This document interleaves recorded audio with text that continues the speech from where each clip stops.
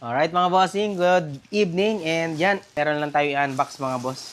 Actually, wala siyang box, i-unwrap natin. So, magagamit natin to sa ating mga susunod na overnight and camping. There it is. Ayan mga bossing, Camp Zone. Ayan. Bago natin pala buksan, check muna natin kung kakasya sa motor. Kung kasya dun sa compartment ng motor natin, tara tingnan natin. Dito natin susubukan kung kasya dito sa compartment natin. Kasyang kasya sa mga boss.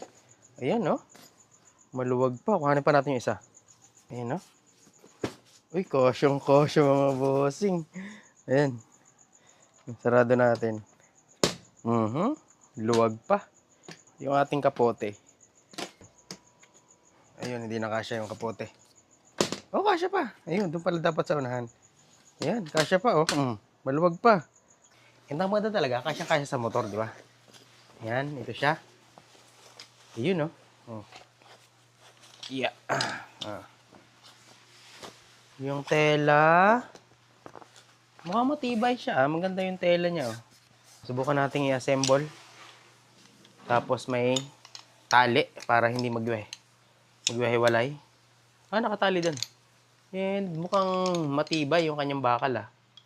Ayan. Ayan. Parang parang tent. Buuin lang natin.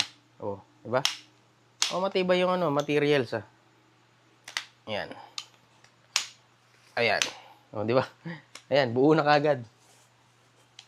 Buo na. Ganun lang pala yun. Ilagay natin tong upuan. Yan, dito ako para makita nyo. Yun. Tapos, ilulusot natin ng maayos. Tapos, dito sa harap. Mayroon siyang mga parang hook dito. So, ayun, hilahin lang natin. Sa itong isa din. Yun. And dyan siya. Matibay naman Try natin. Uy, ganda. Ay. Pwede kang umidlip kasi yung ginawa ko is yung medyo mataas siya. Yan, pwedeng sumandal yung ulo. Maganda. Guys. Sumura lang to mga boss. Camp Zone. Yee!